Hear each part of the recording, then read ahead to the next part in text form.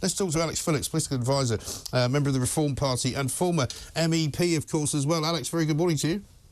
Good morning. Thank you very much indeed for joining us. We're going to kick off, I suppose, with what we are kind of being confronted with now, both kind of culturally and financially. You know, because we've got this kind of what I regard as a lefty establishment, we're having these conversations about gender in schools, where teachers are not telling parents what their kids are up to. We've got the Centre for Hate in Leicester University, where they're asking whether the countryside is racist. We've got, you know, the migrant problem going on. You know, you just don't know where to begin, really. But we do seem to have kind of shifted somehow. The country seems to have tilted somehow in the last 10 years, doesn't it? Yeah, it really does. You know, if I'd been in a coma for a decade and woken up, I'd have thought we've been under a radical socialist government. And it's alarming. It's the rate of change as well that people find really, really concerning. But the reason why there is this compulsion to change so quickly is because anybody who thinks these neo-activisms, whether it's trans debates, whether it's BLM, whether it's the climate emergency, if anybody thinks that these are naturally, organically coming from the grassroots up, which is what activism normally does, are deluding themselves. This stuff is coming from the top down. It's being imposed upon us. It's being imposed upon us by social media, by the dot-com bros in Silicon Valley, by woke people running big corporations. It is not what the general public want. And I think actually if you start following the money, there are some pretty sinister indicators as to why this is happening, especially when you look at the techno-medical alliance that's sort of being born out of America, who are now imposing essentially what is a psychological condition, gender dysphoria, onto young people. Now that is really alarming. Yes.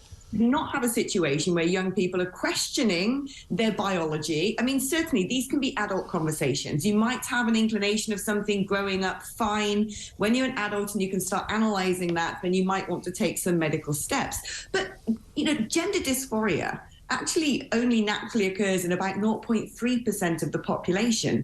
You now have a situation where in certain school years, particularly among girls, that is around 1/3, because what's being generated is a mass hysteria. And these young girls who normally may have other things going on in their lives, they may be being bullied, they may be autistic, they may feel like they're isolated, they may feel really pressured by other apps like Instagram into looking perfect and, you know, having the perfect body and being a mini Kardashian. And so for them, when the suggestion is made, oh, perhaps you can just be a man instead, life is easier, a lot of them are being drawn to this. But it's dangerous because then it takes the steps of encouraging these young girls to start doing things to their bodies. And actually, things like gender dysphoria don't really happen among women. It's very much a male-led disease. So we really do have to look at what's going on here. And it has no place in our schools. Well, this is it. And it certainly has no place in schools where the parents are kind of kept out of the loop as well, because that seems to be what's going on, according to this report, in policy. It shows. But you're right about the fact that it's being sort of imposed upon us, because you know a thing or two about grassroots activism. You know, the Brexit Party was born out of that, and your service in the European Parliament came from there, because people's attitudes haven't changed in this country, I don't think, but it's the establishment that's trying to change things. Right. No, what's actually happening is what you might call disembodiment. There's a big push now to avatarize people. I mean, that's a sort of word I've just invented, but to essentially strip us of our humanity, of our biological truths, and turn us into essentially virtual, you know, two-dimensional caricatures online. Because once you do that, once you dehumanize the human and turn them into a unit plugged into an interface, so to speak, it's far easier to control them. And so it's no surprise, actually, at the same time we've got conversations happening about artificial intelligence. You've got the big social media platforms pushing things like the metaverse.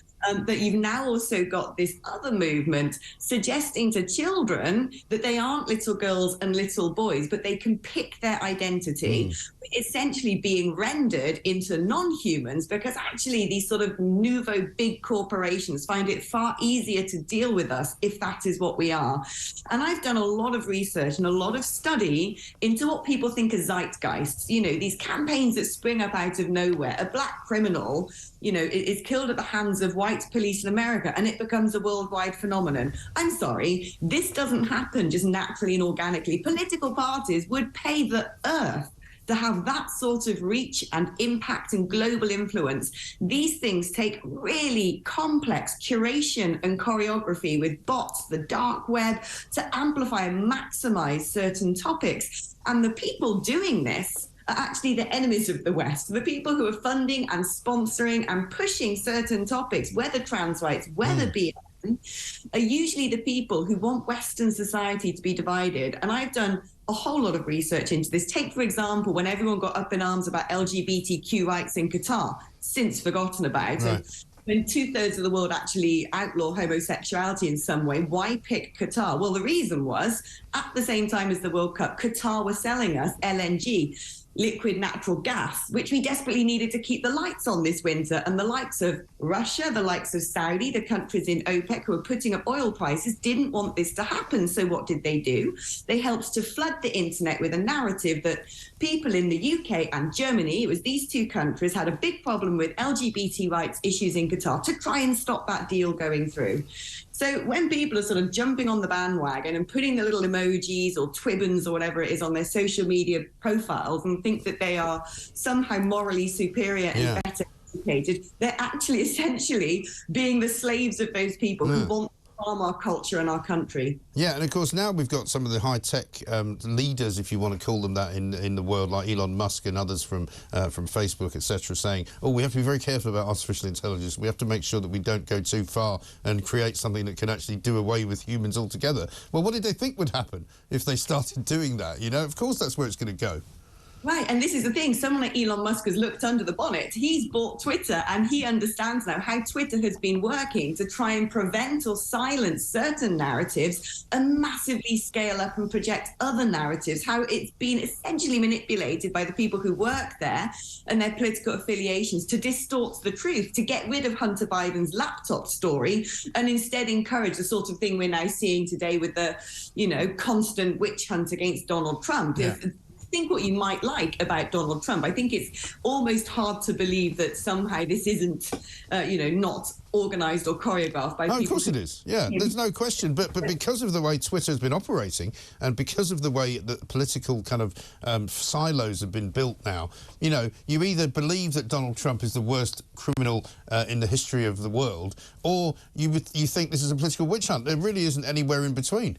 Right, and the problem is this is really dangerous for America because what it's actually provoking, what it's actually trying to inflame is something akin to civil war. And America at civil war is really bad for the Western world. It's really good for our enemies. So imagine right now who might be organising their bot farms just outside of Moscow or just outside of Tehran and making sure that this Trump debate really kicks off and gets as big as possible until Americans take to the street and start battling each other. It's not necessarily the Americans. And this is what I think the Western world needs to wake up to. We're being taken for a ride. We're passengers very often on a social media journey. And if anyone needs to start getting woke, it's the woke themselves. Yeah. What's your critique of the government this week? Because it changes for me from week to week. You know, the shop window politics of Rishi Sunak. This week he said that he's going to get some barges to put some migrants on. Then he said he was going to repatriate some people. Then he said he was going to make sure that they got rid of the backlog by the end of December. Now they're going to open up some new camps for them. You know, every day it's a sort of, you know, Sunak of the day policy. But is any of it actually going to work? Well, you know, I like to call him Headline Rishi for exactly what you're saying. He's very good at suddenly kidding us all, isn't he? Gaslighting us into believing that he's got an effective operation underway. And the next thing you know, nothing comes to pass. I actually like Rishi. I always thought he's quite decent and competent and is a man who wants to get things done. But the rest of that dreadful party underneath him will try and sabotage him at every step. We've already seen this. We've already seen, you know, the legislation he's put forward to try and make sure that UK courts can face down the ECHR and say, no, these people will be deported, the flights to Rwanda will take off. Who's trying to pull it apart and tear it apart? The Conservatives themselves. They're a coalition government. So this is the problem. Whatever Rishi proposes is only ever going to be headline for a day, disaster, not followed through, not fit for purpose the next. And who's he got to blame? His own party. You can expect the opposition to be opposition, but once you've been a government who at one point had an 80-seat majority, you should be getting things done. frankly, it's very clear, isn't it? You've got a government that can't and another government in waiting that won't. So we're doomed. Yeah, it's not good, is it? Well, I mean, is the reform going to offer a viable alternative, do you think, at the next election? You know, I think that the whole purpose of reform, the clue's in the title, reform, because that's what we need now. We need mass reform. There's no point sitting there and saying, oh, well, you know, it's a two-party system, first past the post, that's what we've always had. If we change it, we don't know what's coming down the tracks. We need to change it. It is not right that you have a two-party system where they both feel like they own your vote and therefore don't need to do anything to deliver for you. So I think that, you know, with collective will, if enough people get together and say, we want change, that is when change happens in a democracy. So it's actually now really important that people out there don't feel politically homeless, but do realise that there is an alternative, who aren't on the right, who aren't on the left, who aren't going to split the Tory vote because they don't own a vote, who aren't going to get Labour in because they don't own a vote either, but represent you. And enough people say, OK, I need something new, I want to see full-scale reform, then they will get it.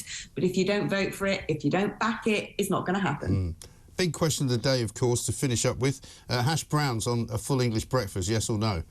Hell no. God, no. That's just disgusting. That's some American hyper-processed, filthy, you know, the artist that used to be a potato rendered into some sawdust triangular structure of doom. You wouldn't find one anywhere near my gob.